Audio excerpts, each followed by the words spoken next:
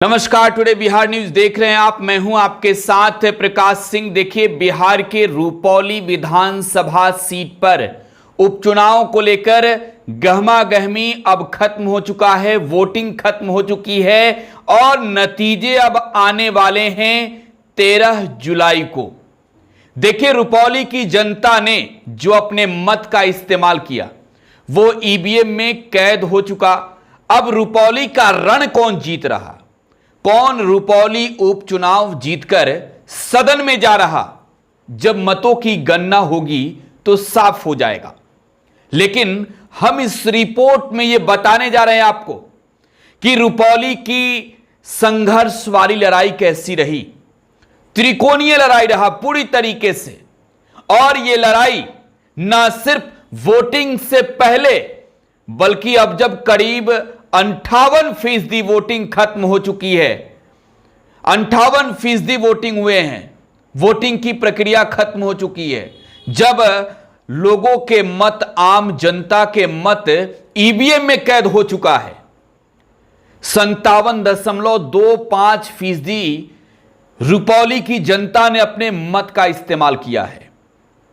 और जब मतों की गणना होगी, जब पिटारा खुलेगा किस्मत का, तो इस लिटमस टेस्ट में, सेमीफाइनल में तेजस्वी यादव की पार्टी राष्ट्रीय जनता दल जीतेगी या फिर सत्ताधारी नीतीश कुमार की पार्टी जनता दल यूनाइटेड जीतेगी, या यहां पर शंकर सिंह का कैंची चलेगा। निर्दलीय चुनावी मैदान में उतरे थे। अब विस्तार से बताते हैं आपको। रुपौली के चुनावी मुकाबले त्रिकोणीय रहे और ना सिर्फ 10 जुलाई को वोटिंग से पहले बल्कि वोटिंग की प्रक्रिया खत्म हो चुकी है। और आज जो जनता ने अपने मत का इस्तेमाल किया है वो पूरी तरीके से रुपौली के मतदाताओं ने त्रिकोणीय लड़ाई आखिरी दम तक बनाकर रखी थी।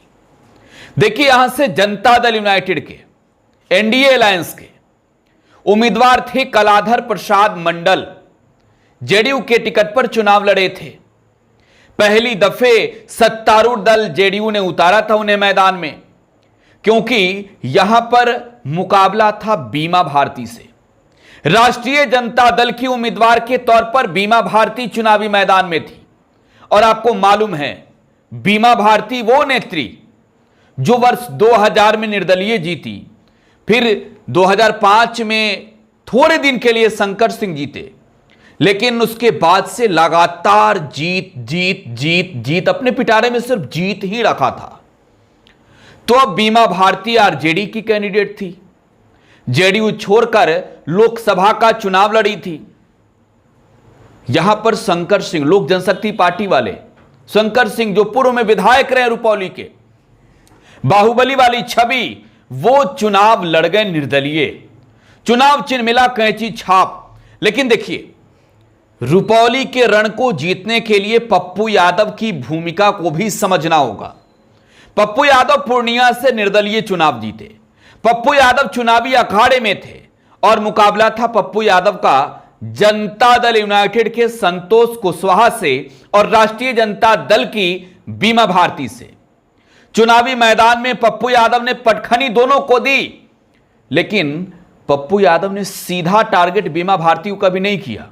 और यही रही कि जब मौका मिला पप्पू यादव के सामने, जब बीमा भारती पहुंची कि मैं तो आपकी बेटी तुल्य हूं, और पप्पू यादव ने कई बार यह कहा भी कि बीमा मेरी बेटी तुल्य है, पप्पू यादव ने आशीर्वाद दिया।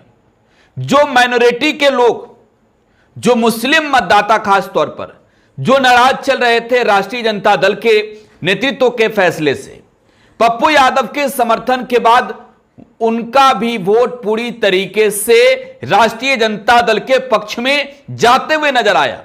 दिलचस्प यह रहा कि ये मुस्लिम मतदाता पहले, पप्पू यादव के समर्थन से पहले, शंकर सिंह के साथ खड़े थे। और देखिए, रुपौली में नतीजे जो आएंगे, कोई जीतेगा कोई हारेगा, लेकिन एक चीज बेहद ही दिलचस्प है कि निर्दलीय पप्पू यादव चुनाव जीते थे।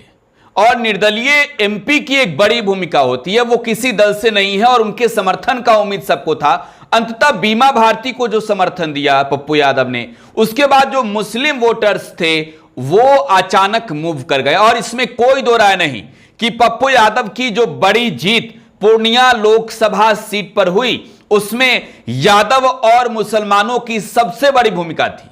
अगर देखा जाए तो पप्पू यादव को हर जाति के लोगों का वोट मिला, पप्पू यादव को स्वर्ण जाति के लोगों का वोट मिला, माइनॉरिटीज का पूरा वोट मिला। इसके अलावे पिछड़ा, अति पिछड़ा, हर तबके से पप्पू यादव ने एक अच्छी खासी वोट हासिल की। और पप्पू यादव के जीत के सबसे बड़े सूत्रधार अगर देखी जाए पूर्णिया में, तो वो मुस्लिम थे और उन्हें उम्मीद था कि पप्पू यादव का समर्थन जाहिर सी बात है कि महागठबंधन को मिलेगा। अगर पप्पू यादव का समर्थन महागठबंधन को नहीं मिलता है तो उनका वोट जो है वो महागठबंधन को नहीं मिलेगा। एक बड़ी चीज ये रही। और आज जो वोटिंग हुई है, पप्पू यादव हद तक सफल नजर आए। मुसलमान वोटरों को जो है वो कन्वर्ट पप्पू यादव ने कराया।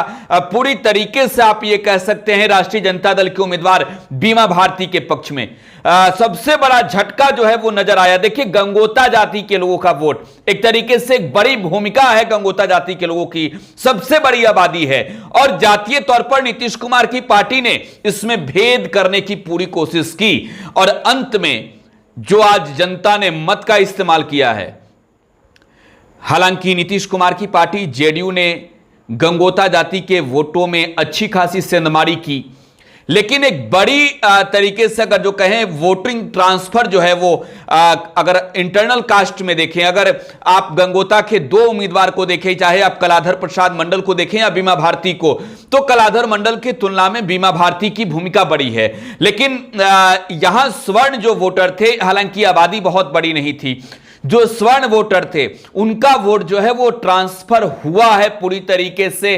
राजपूत जाति के लोगों की अगर देखी जाए, जो एनडीए के कोर वोटर में माने जाते हैं, उनका वोट निर्दलीय उम्मीदवार शंकर सिंह के पक्ष में गया है। और शंकर सिंह ने जो चुनावी मैदान में उतरने का फैसला लिया और इसके बाद जिस तरीके से नीतीश कुमार की रैली हुई, सम्राट चौधरी की रैली हुई, जीतन राम मांझी की रैली हुई, सबसे बड़ी बात की चिराग पासवान की रैली हुई। चिराग पासवान की रैली इस वजह से कराई गई थी कि ये चिराग पासवान की पार्टी के नेता रहे और चिराग का जो कुनबा है वो शंकर सिंह का साथ न दे। लेकिन जो सूत्रों के हवाले से हर बार खबरें तैरती रही, जो वहां के जो सियासी जानकार जो बताते रहे, वो साफ तौर पर कहते रहे कि लोकल नेतृत्व जो है वो पूरी तरीके से शंकर सिंह के पक्ष में खड़ा रहा है। अगर एक बार मैं जातीय समीकरण की बात बताऊं आपको, अगर जातीय समीकरण को समझाना चाहूं तो सबसे ज्यादा यहां पर गंगोता जाति के जो है वो मंडल, जिनको आप कहते हैं मंडल जाति के लोगों का वोट सबसे अधिक है। तत्वा का भी वोट जो है वो, शर्मा और तत्वा, इनकी भी वोट जो है वो एक तरीके से कहें तो निर्णायक भूमिका में है। और मुसलमान की आबादी यह तय करता है कि जीत किसकी होगी। और पूर्व में बीमा भारती जिस तरीके से लगातार रुपौली से जीतती रही, इसमें इन तीन जाति के लोगों के वोटरों की एक बड़ी तरीके से अगर देखा जाए तो समर्थन उनके साथ रहा। लेकिन इस बार मल्लाह, नोनिया और केवट जो वोट हैं, इनका समर्थन जो है वो पूरी तरीके से नजर आया महागठबंधन के उम्मीदवार बीमा भारती के पक्ष में। इसके अलावा अगर देखी जाए, देखिए यहां पर वैश्य की भी आबादी अच्छी खासी है।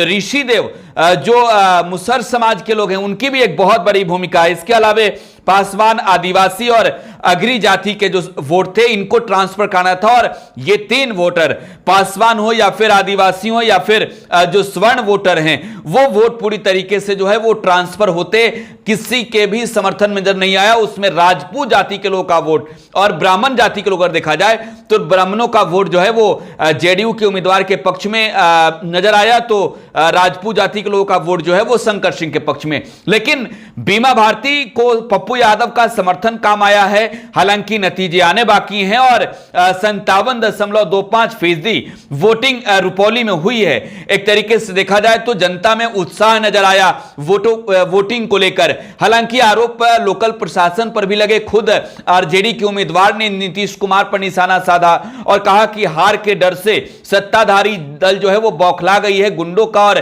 पुलिस का इस्तेमाल कर रही है। एक और जो है वो झड़प भी हुई। 75 और 76 नंबर के जो बूथ थे उस पर पुलिसकर्मी भी घायल हुए, स्थानीय लोग भी घायल हुए, पथराव भी हुआ, लाठीचार्ज हुआ और यह कहा गया कि पुलिस प्रशासन के जो लोग हैं वो वोट देने से रोक रहे हैं ग्रामीणों को। यह आरोप साफ तौर पर ग्रामीणों का था, ना कि किसी प्रशासनिक अधिकारी का था और ना ही किसी तरीके से अगर देखा जाए तो किसी भी राजनीतिक दल के उम्मीदवार का रहा। यह पूरी तरीके से आरोप लगाए गए ग्रामीणों की ओर से और उसके बाद वहां पर स्थिति तनावपूर्ण हुई। हालांकि तमाम जो आला अधिकारी हैं वो मौके पर पहुंचे। रुपौली का चुनावी रण कौन जीतेगा, 13 जुलाई को नतीजे आएंगे, मतों की गणना होगी और तय होगा कि सदन में जनता ने इस बार चुनकर किसे भेजा है। फिलहाल आप टुडे बिहार न्यूज के साथ बने रहे। धन्यवाद।